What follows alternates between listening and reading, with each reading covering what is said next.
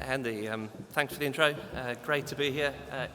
Even more so now that I know that I'm getting cookies from Simply Cake. That's a treat. If you could humor me, I guess, as we start, who owns an NFT? Just Matt. I mean, it's awkward because he's also a plant. Matt works with me. Who'd like to sell $1 million of NFTs in a day, I guess is the follow-up question, which is easier to raise your hand to. And so we will come back to that in a moment. So Spartan Race, right? From day one, we've been champions of human transformation. We exist to give people around the world the tools and equipment to train hard, eat healthy, and develop habits that lead to lives of kind of constant progress, not necessarily something you'd associate with NFTs. And so as 2019 came to a close, the Spartan leadership team was sitting there going, we've made it. We've got a profitable $100 million business built on the success of obstacle course racing. We're sitting on a healthy war chest, and we're more motivated than ever to pursue our mission. And it's a simple mission, right? We're here to change 100 million lives. And with that in mind, as Spartan moved into 2020, it set about building a family of brands to get people from every corner of the globe outside their comfort zones and immersed in a world of kind of tough fitness and real adventure. There's a separate conversation we could probably be having about the timing of that strategy, given how 2020 and 2021 played out. But leaving that aside, we're now sitting on a portfolio that includes kind of trail running, mountain biking, paddle sport, functional fitness, long-distance hiking, and of course the world's two largest OCR brands in Tough Mudder and Spartan. And so fast forward to today, we operate 29 brands, we run about 450 events annually across 50 countries, and a little over 1.5 million racers are going to earn places at our finish lines. And so even attempting to bring that together on a slide was beyond my creative capabilities, so apologies for the kind of waterfall of logos down that left-hand side there. But as a business, what we needed was kind of a vehicle and narrative that would allow us to bring this portfolio together, that would allow us to support, champion, and communicate it, that would encourage customer portability, both between the brands we owned and also between the regions, and as a way for us to take our kind of most loyal, most vocal, most valuable, most influential customers and ensure that they are committed to the Spartan family, for the decades to come, even, as we know, people move between disciplines over the years. And so here's a part of that solution.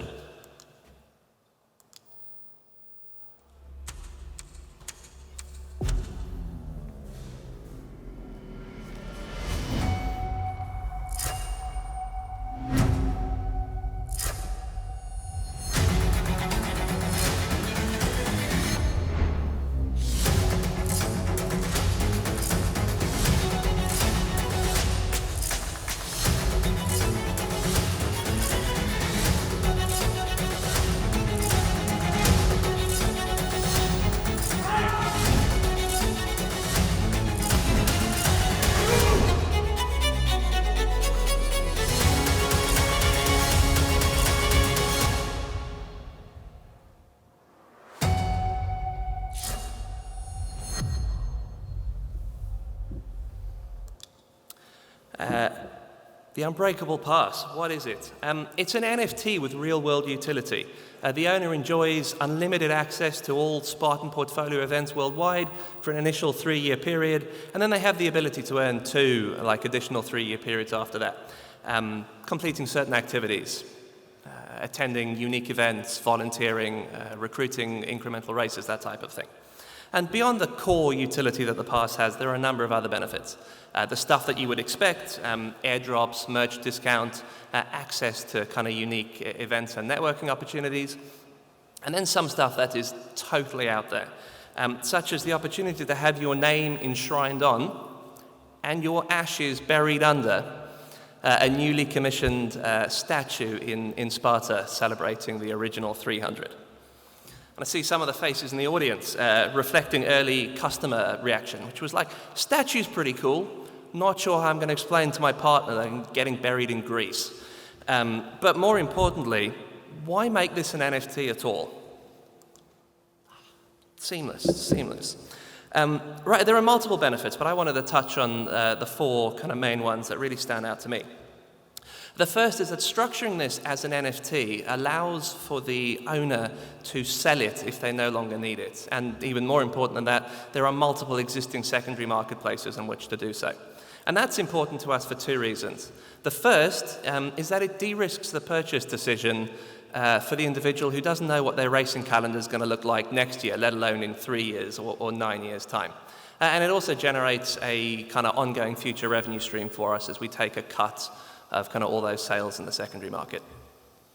The second piece is that the blockchain technology itself that the NFT sits on tracks the efforts and experiences of the NFT owner or owners kind of over the lifetime of that pass. And what that means is each NFT builds a unique legacy. And I think some of those are going to be truly remarkable, right? They're going to reflect global journeys, kind of levels of dedication and kind of commitment to a Spartan lifestyle that's going to blow minds. There'll be a pass that's done more events than any other, that's been to more countries than any other. Some of these passes will have ended up being used at events that no longer exist. I think about it a little bit like a loyalty program, where if you leave the loyalty program, everything you've built up in that program doesn't just end with you leaving, but instead can be picked up and built on by somebody else. The third part of this is we simply couldn't make this work on any of our existing registration platforms, and having acquired a number of businesses over the last couple of years, we have several. But more than that, right, the underlying technology, that underlying NFT tech is pretty cool.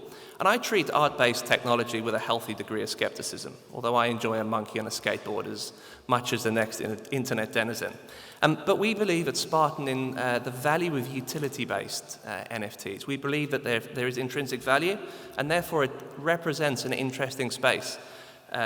Whether we're thinking about the fee structure, the gamification, the transferability, I think there's a lot to that. And so in part, this plays us speculating on where we see future event tech going.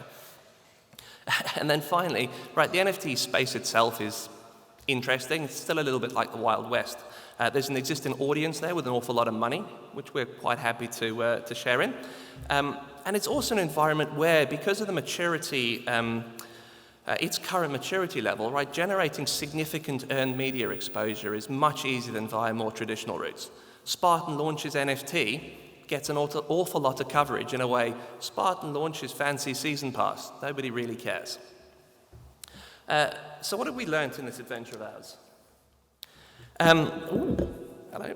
The first is that technology itself has come an awful long way. We were able to achieve in weeks what we'd assumed would take months or years. And that's certainly going to get us to leave some of our tech fear behind, to be a little bit more adventurous when it comes to tech kind of programs or in the future. Second piece for us, a bit of a surprise, was around price sensitivity. The audience this appeals to is less price sensitive than we'd assumed. There was significant concern within Spartan that we wouldn't be able to sell a $3,000 pass. And that's not proved true at all. In fact, we're now aggressively ramping up the price of this pass through to January to deal with the fact that we originally underpriced it. And we've taken that same learning and applied it to other areas of the business. In the UK, we've put our season passes up by 40% year on year, and we're still outselling our original forecast, 2021, and our pre-COVID benchmarks. So that's been an interesting one for us. And then this tension between emotion and utility. I can't remember on the previous slide, I put up a couple of press clippings, and then you've obviously got the statue. That's actually the statue that's getting built.